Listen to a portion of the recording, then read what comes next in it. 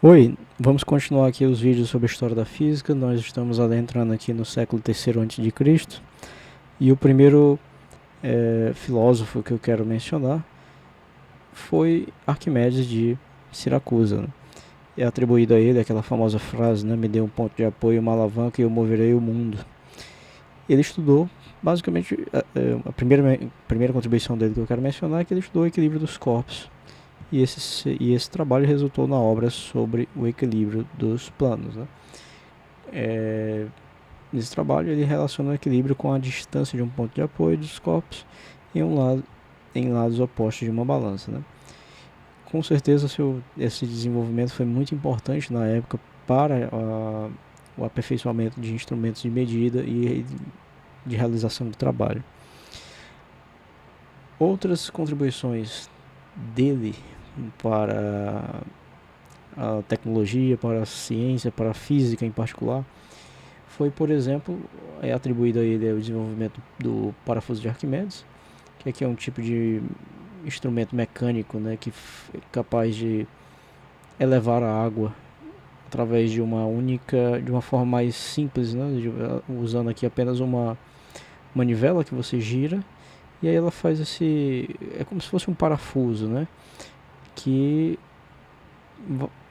por causa do movimento rotacional eleva a água, e assim ele conseguia é, de uma maneira mais simples trazer a água de uma região mais baixa para uma região mais alta, né? Ele fundou as bases da hidrostática. Em que sentido, né? Há uma lenda em que ele recebeu uma missão de um determinado rei de descobrir se a coroa era de fato feita por um material precioso ou não, se era falsificada, né? E enquanto ele estudava maneiras de atender esse pedido do rei, supostamente isso aconteceu numa banheira, enquanto tomava banho, ele teve esse lampejo de como fazer essa investigação e teoricamente teria saído correndo pelado, gritando eureka, eureka, né? Bom, eu já adianto que a maioria dos historiadores dizem que a maior parte dessa lenda é de fato apenas lenda, né?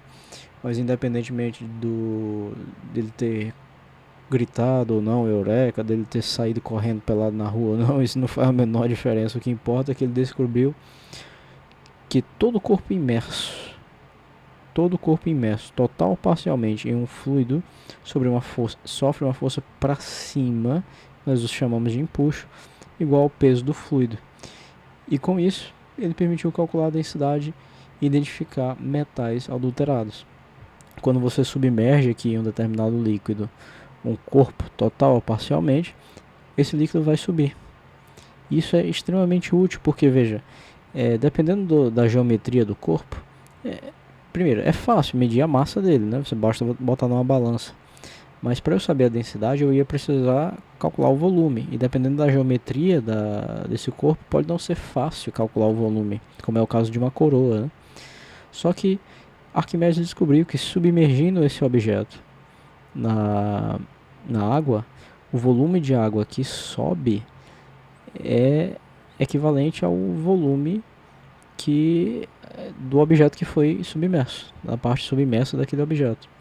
E portanto ele encontrou uma maneira mais fácil de calcular o volume de objetos não simétricos, né? Não simples de calcular o volume. E assim, tendo o volume e a massa, ele consegue calcular a densidade. E através da densidade é possível saber, porque a densidade ela juntamente com outros fatores, né, é como se fosse uma assinatura digital de um determinado elemento. E aí dava para estimar se a coroa era feita de material X, Y ou Z, né? Bom, ok? Tá. Erastótenes de Cirene. Primeiro, nessa época, até hoje, infelizmente, até hoje, existem pessoas que debatem o formato da Terra, se ela é redonda, se ela é plano, enfim, se ela é um toroide. Infelizmente até hoje existem essas percas de tempo, né? Mas imagine na época de Aristóteles de Cirene, né? ainda há uma especulação, um debate muito intenso sobre qual seria o formato da Terra, né? Uma primeira demonstração de que a Terra deveria ser curvada e talvez, muito provavelmente, redonda, foi dada por Eratóstenes de Cirene. Óbvio que já havia conjecturas de que ela deveria ser circular, mas a grande maioria delas era por questões de teológicas, né? Seria porque a esfera seria o tipo de geometria perfeita e, portanto, a Terra deveria ser esférica, alguma coisa desse tipo, né? Mas quem vai dar uma explicação, quem encontra na natureza uma explicação para isso foi Eratóstenes de Cirene, né? Ele observou o seguinte: havia duas cidades, uma em Alexandria e outra em Siena. Se eu não me engano, Siena é o que hoje seria Assunção, no Egito, e Alexandria, enfim, Alexandria, né? Ele fazia essas viagens entre essas duas cidades e ele percebeu uma coisa: quando o Sol tá no zenite, né, quando ele está naquele ponto mais alto ao meio-dia, no ponto mais alto, o Sol deveria estar exatamente acima da nossa cabeça. Só que quando ele ia para Alexandria e ele observava o Sol no ponto mais alto, e ele observava que o Sol não estava na posição mais alta, tal como estava em Siena. Porque veja só, imagina a seguinte situação: você está dentro de um poço, o Sol ele começa abaixo, né? Aí à medida que vai chegando perto do meio-dia ele chega na altura máxima, e aí depois volta até o Sol se pôr do outro lado, né? Se você está dentro de um poço, você só vai ver o Sol ao meio-dia, porque o Sol vai estar exatamente acima do poço, né? No entanto, ao meio-dia, em Alexandria, você não conseguia ver o Sol, estando dentro de um poço, né? Claro. Não foi bem assim que Eratóstenes descobriu isso, né? Foi através da sombra dos objetos e tal. Mas essa é a ideia que levou ele a demonstrar que a Terra deveria ser curvada, e ele chegou até a calcular o raio dessa curvatura, mais ou menos seguindo esse esquema, né? Tá aqui o Sol, tá bem exagerado, claro, né? Mas tá aqui o Sol, tá aqui a Terra, aí essas linhas brancas representam os raios de Sol, e essas coisas pretas podem ser um poste ou alguma coisa qualquer que faz sombra, dependendo do ângulo de inclinação dos raios solares, né? Então, por exemplo, considere que esse primeiro poste aqui seria Alexandria. Representa alguma coisa em Alexandria, sei lá, um coqueiro, né, em Alexandria. Esse coqueiro, supondo ele perfeitamente vertical, ele não faria sombra, não teria a sombra dele não teria inclinação ao meio-dia, porque os raios são paralelos a ele, né? Agora, um coqueiro exatamente igual em Assunção, em Siena, né? Por causa da curvatura da Terra, mesmo ela sendo vertical em relação à linha do horizonte, ela vai fazer uma sombra, por causa da inclinação do próprio terreno em relação a outra cidade, né? Pois bem, aí ele usou essa lógica, essa observação, para tentar calcular o raio da Terra. Então, ele encontrou experimentalmente que a sombra formada quando o Sol está no seu ponto mais alto na cidade de Assunção é 7,2 graus. Isso equivale a, quando você divide 360 por 7,2, isso equivale a uma parte em 50 do total da esfera, né? Considerando que a distância entre Alexandria e Assunção colocando em valores que a gente trabalha hoje em dia, né, quilômetros, seria equivalente a 800 quilômetros. Ora, se 800 quilômetros equivale a uma parte entre 50, então o diâmetro da circunferência da Terra deveria ser 800 vezes 50. E com isso ele encontrou um valor de 40 mil quilômetros de diâmetro, né? E tendo o diâmetro de uma esfera, você também consegue encontrar o raio, né?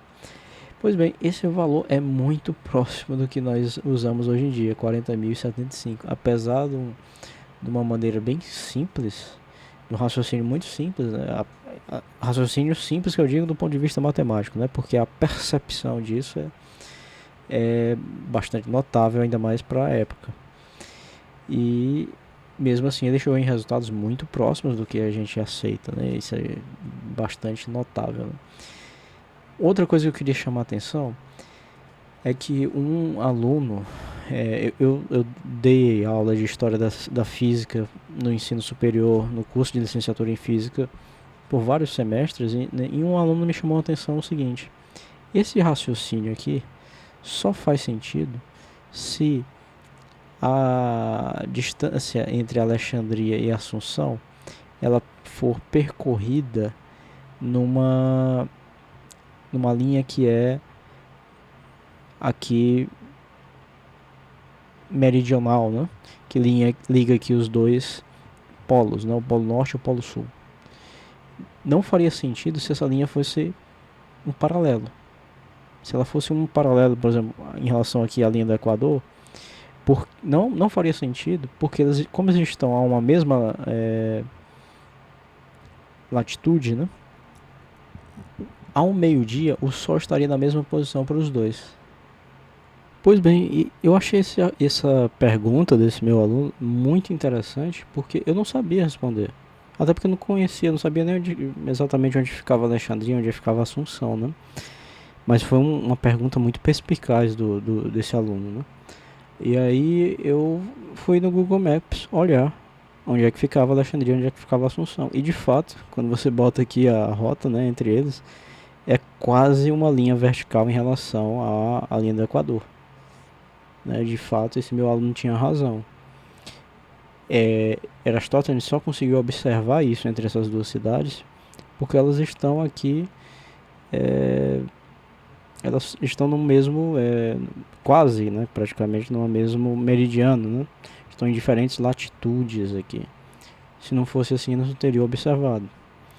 E assim, é fantástico essa percepção do aluno no meio de uma aula, e por isso eu resolvi trazer isso aqui. E já adianto que se você tem alguma dúvida ou percebeu que eu cometi algum tipo de erro, pode deixar nos comentários que eu faço questão de refazer essa aula e sempre estar melhorando o conteúdo que eu trago aqui, né?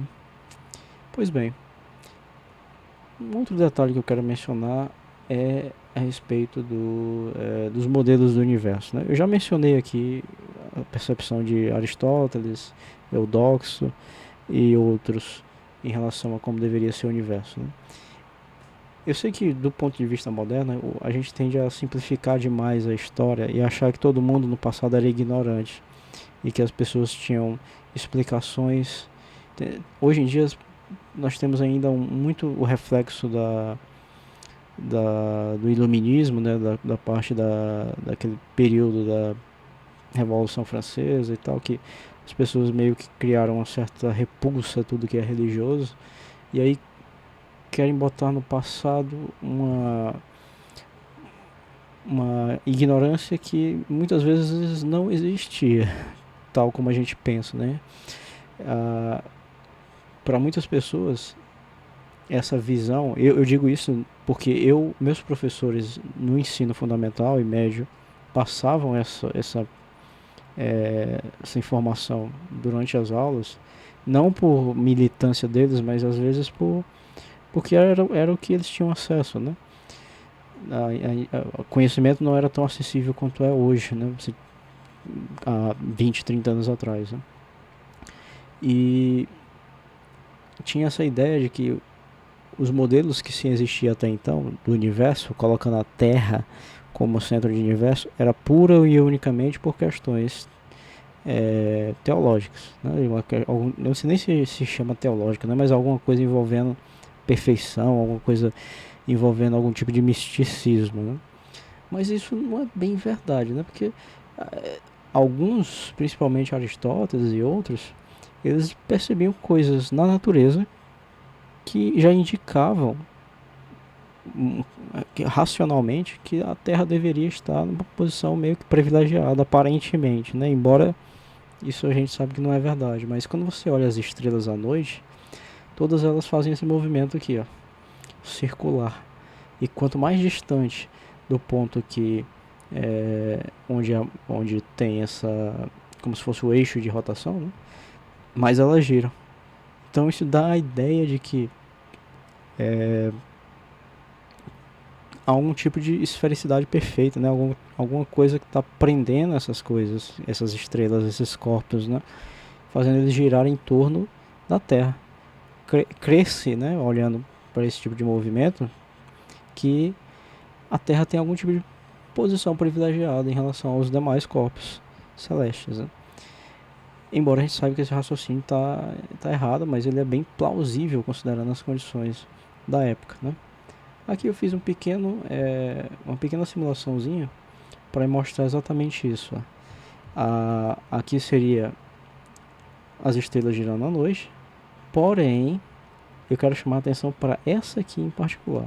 Observe o que acontece com ela em um determinado momento, que eu acredito que vai ser antes do final do vídeo, né? Ela tá indo aí junto com todas as outras, e aí ela dá uma marcha ré. Ela tava indo junto com todas as outras, mas aí ela voltou um pouquinho. Por que ela fez esse movimento, né? Por que ela voltou um pouco? Bom, ninguém sabia na época, né? Havia algumas teorias e as estrelas conhecidas que faziam esse movimento diferente das outras, né? Essa pequena marcha ré, que ficou conhecido como movimento retrógrado, eram apenas 5 na época, né? Que só eram conhecidas 5. E alguns modelos para tentar explicar esse movimento surgiram, como é o modelo que já foi mencionado nos vídeos anteriores, que foi o modelo da casca de cebola, né? Em que o universo seria como se fosse constituído por cascas, né? Esféricas, concêntricas e acopladas através de algum tipo de eixo que permitia que elas girassem livremente umas em relação à outra. De uma forma que uma camada tinha, por exemplo, as estrelas. Outra camada tinha uma dessas estrelas errantes, né? Que é, a propósito, errante, se eu não me engano, do grego significa planeta, uma coisa que lê-se, fala-se como planeta, alguma coisa assim. E é exatamente daí que vem o significado da palavra planeta. Ela é uma estrela errante, uma estrela que faz algo diferente das demais, né? Pois bem, então cada camada dessa cebola, abre aspas, né? Cada camada dessa cebola conteria algum tipo de corpo celeste. Um seria a Lua, outro seria o Sol, outro seria as estrelas, outro seria esses planetas e tal, e por aí vai. Eratóstenes, Eudoxo e entre outros já haviam conjecturado esse tipo de sistema. Com ele é possível sim explicar, compreender, melhor dizendo, o fenômeno do movimento retrógrado que a gente viu aqui no vídeo, né? Essa marcha ré que o planeta faz, diferentemente dos demais, né? Porém, quando era confrontado com os resultados experimentais, o modelo de Eudoxo e Aristóteles, ele não batia bem. Então, embora fosse possível explicar, mas ele não funcionava adequadamente comparado com os dados experimentais, né? Aqui, a propósito, eu peguei no Wikipedia, né, dois tipos de movimentos desses errantes, né? Esse movimento que destoa em relação às demais estrelas em um determinado período do ano, né? Pois bem, nesse sentido é que surge Apolônio de Pérgamo, né? Ele vai criar um modelo que ficou conhecido como o modelo de excêntricos e epicíclicos, que acaba sendo um pouco mais preciso, embora matematicamente mais complicado, mas ele acaba sendo mais preciso do que o modelo de Aristóteles e de Eudoxo para aquelas camadas, né? O universo constituído por camadas em que cada um desses corpos celestes girariam, né, em relação aos demais. E ele funciona mais ou menos da seguinte forma, né? Os corpos celestes, eles, além de girarem em relação a algum ponto de referência, né, que eu estou pegando como exemplo a Lua em relação à Terra, eles também giram em relação ao ponto de giro principal. Nesse caso aqui, né, a Lua está girando em torno da Terra e o ponto central aqui dessa órbita dela está girando em torno da Terra, enquanto ela mesma gira em relação a esse ponto. Ou, equivalentemente, ela gira em torno do centro formado pelo ponto de rotação da Terra. Esse modelo acabava envolvendo esses excêntricos e esses epicíclicos, ele acaba sendo mais preciso do que os modelos anteriores, e essa foi a principal contribuição de Apolônio para essa percepção do como é que se comportam os corpos celestes, né, no universo. E de quebra ele também consegue explicar uma mudança de brilho, né? Porque veja, você já deve ter visto na televisão, às vezes aparece algum tipo de matéria falando de uma super lua cheia, alguma coisa assim, né? A depender da época do ano, alguns desses corpos celestes eles ficam mais próximos da gente ou mais afastados. A Lua fica maior ou menor. Alguma dessas estrelas errantes, né, dos planetas, fica mais brilhante ou menos brilhante, dependendo da época do ano. Ou seja, eles se aproximam ou se afastam da gente. E o modelo de casca de cebola, ele não consegue prever isso. O modelo de Eudoxo de Aristóteles não consegue prever essa mudança em relação à órbita, porque todas elas estão presas em algum tipo de abóbada, algum tipo de casca esférica com raio constante, né? Esse modelo não previa essa possibilidade de haver uma mudança de proximidade entre os corpos. Já o modelo aqui de Apolônio permitia essa compreensão, né, de uma mudança no tamanho percebido desses corpos, né? Pois bem, eu vou terminar esse vídeo por aqui. Obrigado pela sua atenção e até o próximo vídeo.